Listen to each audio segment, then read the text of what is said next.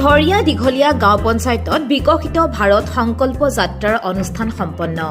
Cabinet মন্ত্ৰী ৰঞ্জিত কুমাৰ দাস আৰু বিধায়ক তেৰছ গোৱালাৰ অংশগ্ৰহণ। দুলিয়াজান বিধানসভা সমষ্টিৰ অন্তৰ্গত ধৰিয়া দীঘলীয়া গাঁও পঞ্চায়তৰ অধীনত বুধবাৰে বিকশিত ভাৰত সংকল্প যাত্ৰাৰ অনুষ্ঠান অসম চৰকাৰৰ কেবিনেট তথা ডিব্ৰুগড় জিলাৰ অভিভাৱক মন্ত্ৰী ৰঞ্জিত কুমাৰ দাস আৰু স্থানীয় বিধায়ক তেৰছ গোৱালাৰ উপস্থিতিত পঞ্চায়ত কাৰ্যালয়ৰ প্ৰাংগণত অনুষ্ঠিত কৰা হয়। অসমৰ জাতীয় সংগীত পৰিৱেশনেৰে অনুষ্ঠান আৰম্ভ কৰাৰ পিছত মন্ত্ৰী ৰঞ্জিত কুমাৰ দাস, বিধায়ক তেৰছ গোৱালা, জিলা পৰিষদৰ সভানেত্ৰী ডেইজি ফুকনশ্যাম আৰু মুখ্য কাৰ্যবাহী বিষয়া বিপুল কুমাৰ দাস, টেঙাখাত উন্নয়ন খণ্ডৰ খণ্ড উন্নয়ন বিষয়া নিৰ্মালী তেৰণপি, জিলা পৰিষদৰ সদস্যা সুশীলা আইন্দো আৰু লিপিকা ভূঞা বৰুৱা, বিজেপিৰ টেঙাখাত মণ্ডলৰ সভাপতি প্ৰিয়নাথ চেতিয়াকে ধৰি অন্যান্য বিশিষ্ট অতিথিসকলক পঞ্চায়তৰ তৰফৰ পৰা সম্বৰ্ধনা জনোৱা হয়। মন্ত্ৰীগৰাকীয়ে উপস্থিত সকলোকে সংকল্প গ্ৰহণৰ শপত বাক্য পাঠ কৰোৱাৰ পিছতে গতানুগতিকভাৱে ভাষণ প্ৰদান কৰাৰ বিপৰীতে বিধায়ক তেৰছ গোৱালাৰ সৈতে ৰাইজৰ মাজলৈ গৈ নৰেন্দ্ৰ মোদী চৰকাৰে জনসাধাৰণৰ কল্যাণৰ হকে প্ৰৱৰ্তন কৰা আঁচনিসমূহৰ বিষয়ে অৱগত কৰাৰ লগতে এইসমূহৰ সুবিধা হিতাধিকাৰীসকলে সঠিকভাৱে লাভ কৰিছে নে নাই সেই সন্দৰ্ভত স্থলীতে পৰ্যালোচনা কৰে। আমাৰ বিহুৱতীসকলৰ আছে, বিহুসকলৰ আছে, আমাৰ এই দুখীয়া মহিলাসকলৰ সকলোৰে আছে। এই যে বেংক একাউণ্ট আছে, মই এটা কাহিনী কৈ আছোঁ। তেতিয়া আমি যেতিয়া সৰু আছিলোঁ, তেতিয়া মাক মই কৈছিলোঁ যে মা তুমি এটা বেংক একাউণ্ট কেলৈ খোলা? তেতিয়া মানে দেউতা নাই, তেতিয়া ঢুকাইছে। তেতিয়া মায়ে কৈছিলে কি যে আৰে বেংক একাউণ্ট আমাৰ দৰে দুখীয়া মানুহে বেংক একাউণ্ট খুলিব নাপায় নহয়, কেলৈ নাপায়? মায়ে ক'লে নহয় বেংকত হেৰিহে যায়, তাত ডক্টৰ, ইঞ্জিনিয়াৰ, অফিচাৰ, প্ৰফেচাৰ, উদ্যোগপতি, ঠিকাদাৰ, শিক্ষক, চাকৰিয়াল এইবোৰহে বেংকত যায়। আমি আমাৰ দৰে দুখীয়া মানুহেতো বেংক একাউণ্ট খুলিব নাপায় আৰু বেংকত তেনেকৈ যোৱাটো নিয়ম নহয়। আৰু গ'লেও যেনিবাতো 5,000 টকাকৈ জমা থ'ব লাগিব, আমিনো 5,000 টকা ক'ৰ পৰা জমা থ'ম? এই কথাষাৰ সৰুতে মায়ে কোৱা মোৰ মনত আছে। কিন্তু দেশৰ প্ৰধানমন্ত্ৰী নৰেন্দ্ৰ মোদী ডাঙৰীয়াই যেতিয়া দায়িত্ব ল'লে, ভাৰতৰ দায়িত্ব ল'লে, আৰু তেখেতৰ মাকো যিহেতু দুখীয়া, তেখেতৰ মাকে কেনেকুৱাকৈ তেওঁ নিজে যিহেতু চাহ বেচিছিলে সকলোৱে জানো আমি, আৰু গতিকে যাৰ ল'ৰাই চাহ বিক্ৰী কৰে, গতিকে বা দেউতাকে চাহ বিক্ৰী কৰে, গতিকে মাকৰ অৱস্থা কি হ'ব সকলোৱে জানো। আৰু সেইকাৰণে তেখেতে প্ৰধানমন্ত্ৰী হোৱাৰ পিছতে তেখেতে কি কৰিলে, সকলো দুখীয়া মহিলাৰ কাৰণে, তেওঁ পুৰুষ হওক, মহিলা হওক, ঠেলা চালক, ৰিক্সা চালক, সকলোৰে কাৰণে কি কৰিলে বেংক একাউণ্ট খুলি দিলে। আৰু এই বেংক একাউণ্ট যে খুলি দিওঁতে কি কৰিলে জিৰ' বেলেঞ্চত খুলি দিলে, কাৰণ এটকাও যোৱা নাই, হয় নাই? কোৱাখিনি কোনে কোনে পালে? যোনে পালে ঘৰ, প্ৰধানমন্ত্ৰী আৱাস যোজনা ঘৰ কোনে কোনে পালে? পাইছে। আচ্ছা, একো কথা হয়তো এই যে প্ৰধানমন্ত্ৰী আৱাস যোজনা ঘৰ পালোঁ, আগত আছিলে ইন্দিৰা আৱাস যোজনা ঘৰ আছিলে, ৭৫,০০০ টকা দিছিলে। আৰু ৭৫,০০০ টকা দিয়াৰ পিছত কেনেকুৱা কি ৫-১০ হাজাৰ টকা কি খৰচ হয় সেইটো জানে, মই ক'বলগীয়া একো নাই। পইচা নিদিলে আগত একো কাম হোৱা নাছিল। এতিয়া পইচা দিয়া ৰাস্তাটো বন্ধ কৰি দিলে, মোদীয়ে বন্ধ কৰি দিলে। কাৰণ কিয় মোদীয়ে কৰিলে কি, এই যে তাৰ ওপৰে MGNৰেগাকে দিলে ২১,০০০ টকা, টোটেল ১,৫১,০০০ টকা দিলে। গতিকে যি সময়ত ইন্দিৰা আৱাস যোজনা ঘৰৰ নামত ৭৫,০০০ টকা দিছিলে, এতিয়া কি কৰিলে ১.৫ লাখকৈ টকা দিলে। ৪২,৮৫,০০০ মানুহক আমি ৰেচন কাৰ্ড দিম। আমাৰ ডিব্ৰুগড় জিলাতো প্ৰায় ৯০,০০০ মান মানুহে ৰেচন কাৰ্ড পাব নতুনকৈ। গতিকে এই যে আমি নতুনকৈ ৰেচন কাৰ্ড যে দিবলৈ ওলাইছোঁ, ইমানবোৰ এতিয়া কিহৰ কাৰণে পাব? পূৰ্বতে আছিলে কি NFSA এক্টত যাৰ ১ লাখ টকা ইনকাম আছিলে তেওঁলোকক দিয়া হৈছিলে। আমাৰ মুখ্যমন্ত্ৰী ডক্টৰ হিমন্ত বিশ্ব শৰ্মা ডাঙৰীয়া আৰু আমাৰ কেবিনেটে সিদ্ধান্ত লৈছে যাৰ ৪ লাখ টকা ইনকাম তেওঁলোককো আমি দিয়া ব্যৱস্থা কৰিছোঁ। আনকি যিসকলে 4th গ্ৰেডৰ ষ্টাফ, যিসকলে ৰিটায়াৰ্ড হৈছে তেওঁলোককো দিয়াৰ ব্যৱস্থা কৰিছোঁ। এই ৰেচন কাৰ্ডখন ডাঙৰ কথা নহয়, চাউলটো ডাঙৰ কথা নহয়, চাউলকৈ 25 কিলো চাউল নাপালেও কথা নাই। কিন্তু এই ৰেচন কাৰ্ডৰ লগত ডাঙৰ কথাটো কি জানে? এই যে আয়ুষ্মান ভাৰত ৫ লাখ টকাৰ যি এখন কাৰ্ড, ভগৱানে নকৰক কাৰোবাৰ যদি বেমাৰ যদি হয়, এই ৫ লাখ টকা কাৰ্ডৰ পৰা প্ৰতি বছৰে তেওঁলোকে ডিডাক্ট কৰিব, হস্পিটেলত সেইখন দিলে তেওঁলোকে কৰিব। এই যে ৫ লাখ টকাৰ কাৰণে স্বাস্থ্যৰ সুবিধা দিলে কোনোবা প্ৰধানমন্ত্ৰী চিন্তা কৰিছিলেনে? একমাত্ৰ চিন্তা কৰিছে কোনে যে নৰেন্দ্ৰ মোদী ডাঙৰীয়া, কাৰণ কিয় নৰেন্দ্ৰ মোদী ডাঙৰীয়াৰ মাক আৰু দেউতাক দুখীয়া আছিলে কাৰণে। আমাৰ এই দুখীয়া মানুহৰ কাৰণে তেওঁ কৈছে দুখীয়া মানুহে যেতিয়া হাৰ্টৰ বেমাৰ, কিডনিৰ বেমাৰ হয়, সেইসকল মানুহে ক'ত যাব? গতিকে সেইসকল মানুহৰ মৃত্যু বৰণৰ বাহিৰে বেলেগ উপায় নাই। গতিকে সেইসকল মানুহে যাতে স্বাস্থ্যৰ সুবিধা পায় তাৰ কাৰণে কি কৰিছে, আয়ুষ্মান ভাৰতৰ জৰিয়তে কাৰ্ড দিয়াৰ ব্যৱস্থা কৰিছে। পূৰ্বৰ যিসকলে ৰেচন কাৰ্ড আছে, হাত দাঙিছে, তেওঁলোকৰ কাৰ্ড আছে, ৰেচন আয়ুষ্মান ভাৰত আছে। যিসকলে আকৌ নতুনকৈ কৰিলে তেওঁলোকেও পাব। গতিকে সেইটোহে ডাঙৰ কথা যে 5 লাখ টকাৰ আয়ুষ্মান ভাৰত দেশৰ কোনো প্ৰধানমন্ত্ৰী কৰিব পৰা নাছিল।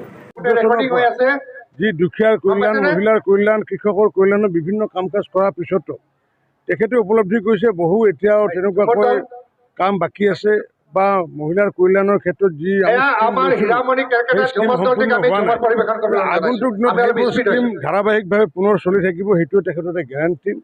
আৰু লগতে যিসকলে এনেকুৱা সুবিধা লোৱাৰ পৰা বহুতে ধৰক শিক্ষাৰ ক্ষেত্ৰতে হওক বা সহযোগিতাৰ ক্ষেত্ৰত এই সুবিধাবোৰ পোৱা নাছিলে, সেইসকলক যাতে আগন্তুক দিনত সুবিধাটো পায় তাৰ কাৰণে এই বিকশিত ভাৰতৰ সংকল্প যাত্ৰাত চৰকাৰীভাৱে যিসমূহ ষ্টল আয়োজন কৰি তেওঁলোকৰ নামসমূহ গ্ৰহণ কৰিছে, আগন্তুক দিনত সেই সুবিধাসমূহ তেওঁলোকে যাতে পায় তাৰে কাৰণে এই আচলতে বিকশিত যাত্ৰাৰ মূল উদ্দেশ্য। সেইটো অভিযোগ আজি আপোনালোকে দেখিছে, মই যেতিয়া হাত দাঙিব দিছিলোঁ কোনে কোনে ৰেচন কাৰ্ড পোৱা নাই, 4জন নে 5জন মহিলাই হাত দাঙিছে, ৰেচন কাৰ্ড পোৱা নাই।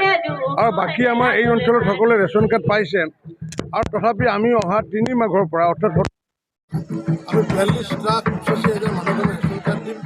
আৰু সেই ৰেচন কাৰ্ড ডিব্ৰুগড় জিলাতো প্ৰায় 96,000তকৈ অধিক মানুহে গতিকে যিসকলে ৰেচন কাৰ্ড পোৱা নাই এতিয়াও নিশ্চিত ওপৰত 3 মাঘৰ ভিতৰত পাব। আৰু তাৰপিছতো যদি ৰৈ যায়, যাৰ 4 লাখ টকা ইনকাম কম, তেওঁলোককো আমি আগন্তুক দিনত দিয়াৰ সিদ্ধান্ত গ্ৰহণ কৰিছোঁ। মই ভাবোঁ ইয়াৰ পিছত ৰেচন কাৰ্ড পাবলৈ নাথাকিব কোনো।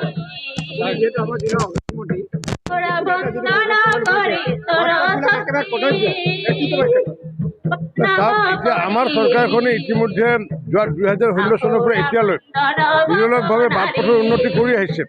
এতিয়া যিবোৰ পূৰ্বতে কৰিছিলে সেইবোৰ এতিয়া বেয়া হোৱা দেখিছোঁ মই।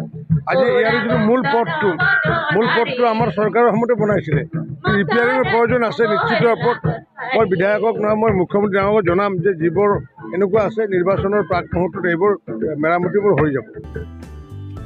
অনুষ্ঠানত মেৰী কাহানী, মেৰী জবানী শিতানত বহু কেইগৰাকী হিতাধিকাৰীয়ে মোদী চৰকাৰে প্ৰৱৰ্তন কৰা আঁচনিৰ জৰিয়তে সফলতা লাভ কৰাৰ সম্পৰ্কে নিজৰ অনুভৱ ৰাইজৰ আগত অৱগত কৰে।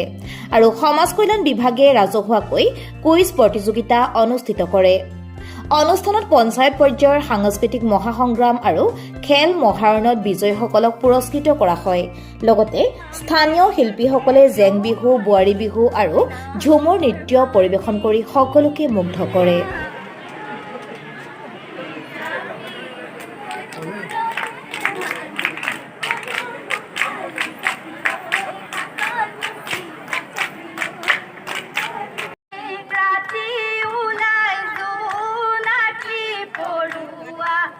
ৰঙা ফুলৰ গামোচা জিকমিক জিকমিক ৰাতি ওলাই জোনাকী পৰুৱা, কাষত ৰঙা পাৰি দিয়া ঐ বোৱাৰী ৰাতি উয়া, সেয়েহে মাৰো মূৰত আমাৰ গামোচা।